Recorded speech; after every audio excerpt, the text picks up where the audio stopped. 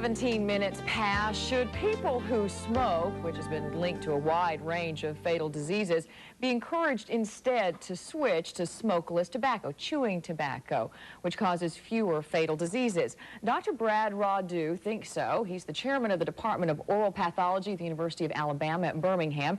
He's written an editorial for the American Journal of the Medical Sciences, which supports that idea.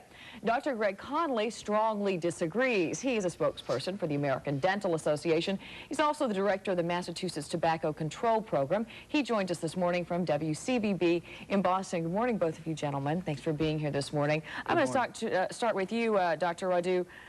Basically, you're saying let's exchange one evil for another. That's correct. But first of all, a minor correction. Chewing tobacco isn't what it used to be. It's not your baseball hero's image. You can set aside that image and look instead at a lifesaver, because the newer smokeless tobacco products are no larger than a lifesaver, and there's very little spitting. But it's not about spitting, I don't think, exactly. or personal or manners in the office. It's about what it does to you health-wise. Is it right for you to suggest that instead of just quitting smoking, that someone should take up this other habit? It won't kill you as fast, but it is still bad for you. There are 46 million American smokers, many of which are either unable or unwilling to quit. For those people, a switch to smokeless tobacco may have substantial health effects, decreasing their risks for all tobacco-related illnesses. In fact, the bottom line is, right now the carnage is about 419,000 deaths every year. If that switch happens, the death rate would drop to less than 10,000. Dr. Conley, do you dispute those numbers? Number one, you don't decrease your risk to tobacco. Tobacco is tobacco is tobacco, whether you chew it, smoke it, or put it in your mouth. You significantly increase your risk to mouth cancer. Long-term users have a 50-fold increase in mouth cancer. So what you're doing basically is you're trading body parts, one cancer for the other.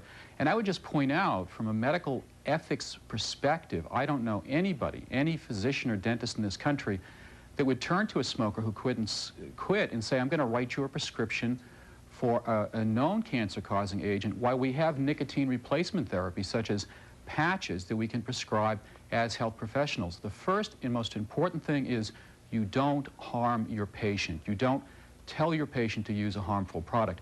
But let me point out, too, is that the article was an editorial. It was an opinion of one individual. It was not the opinion of the journal. When every major health organization in this country has looked at the issue and carefully weighed the evidence, the American Dental Association, the National Cancer Institute, the World Health Organization, every organization has said smokeless tobacco is not a safe alternative to cigarette smoking. It's like jumping from the 3rd floor versus the 10th floor, and it's something health professionals don't advocate. Now, Dr. Rodu would say that in private, not publicly, but that in private, many people you've spoken with have in fact said, well, yeah, it's better than smoking. If they're so addicted to the drug and they can't give up the nicotine, then I'd rather see them spitting than puffing. Absolutely. In fact, most major organizations don't recommend any form of tobacco use. Neither do I. But the bottom line is, if you're going to use tobacco and you're committed to that kind of addiction, a switch to smokeless tobacco will reduce all health risks, including those of oral cancer. Now, the 50 times oral cancer is as exaggerated as spitting. Dr. Conley knows that the risk for oral cancer is about 4, not 50. Dr. Conley, some people who have agreed, if not publicly, with Dr. Rodu say it's sort of like the birth control debate among teenagers. You know, it's just because you don't teach them or don't tell them about it, it's not going to mean it's not going to happen. So if smokers are addicted, do you see any justification? Do you believe that there are fewer mouth cancers than with smokers? Absolutely not. There's no comparison between the birth control debate and using tobacco.